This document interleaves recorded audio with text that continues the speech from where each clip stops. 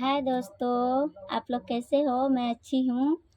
और हाँ दोस्तों, आज मैं घर की लिपाई कर रही हूँ। और घर लिपते लिपते मुझे एक सॉन्ग याद आ गया, तो मैं सोची लाओ आप लोग को सुना ही देती हूँ। और हाँ दोस्तों, अगर मेरा आवाज़ अच्छा लगेगा तो आप लोग सबसे ज़्यादा चैनल को सब्सक्राइब कीजिएगा और लाइक कीजिएगा, कमेंट कीजिएगा, शेयर कीजिएगा। और हाँ दोस्तों, मेरे यूट्यूब चैनल पे आप लोग जाइए और वीडियो देखिए और ढेर सारा प्यार दीजिए। और दोस्तों, सबसे ज़्यादा आप लोग सपोर्ट कीजिए। आप लोग की सपोर्ट की ज़रूरत है, इसलिए कि मैं बहुत गरीब परिवार से बिलोंग करती हूँ दोस्तों।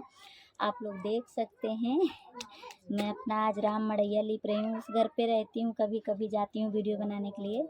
तो आज मैं लिपाई करी हूँ अपने घर का, तो मैं सोची आप लोग को एक सॉन्ग सुना दूँ, याद है। और वो सॉन्ग है खेसारी लाल का। तो अच्छा लगेगा तो आप लोग सपोर्ट जरूर कीजिएगा। कौना देवता के गढ़ल सवारल हाउ हो, कौना देवता के गढ़ल सवारल हाउ, हमरे खातिर जमी पे उतारल हाउ।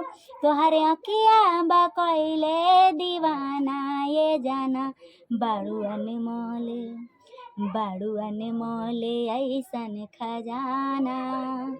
तोहर जोड़ा ना दोसर जनाना, ये जाना बाड़ू अनमोल ऐसन खजाना।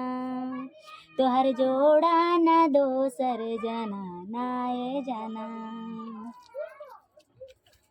सनवा से रंग लेके चेहरा बनावाले, चमके गोराई गोरे गाल के।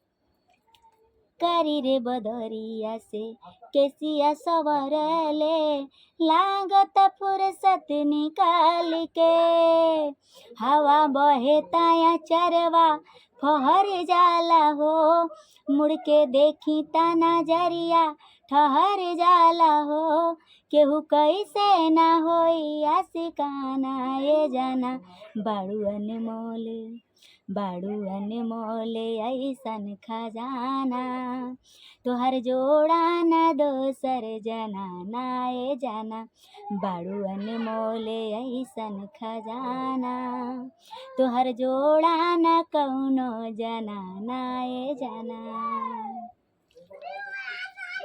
हो जहाँ जहाँ डेग अपन धरबू सजनिया, भाग खुल जाई ओ जमीन के। ओकरे तू बनबू कनिया ये रनिया, लाइल होई किस्मत जे छीन के। हो तोहरे नैया के दहिया पनासा चढ़ल, दिल के रफ्तार हद से भी आगे बढ़ल। नहीं मिलब त जाई पागल खाना, दीवाना बाड़ू अनमोल, बाड़ू अनमोल ऐसन खजाना। तोहर जोड़ा न दोसर जनाना, ये जाना बाड़ू अनमोल ऐसन खजाना। तोहर जोड़ा न दोसर जनाना, ये जाना।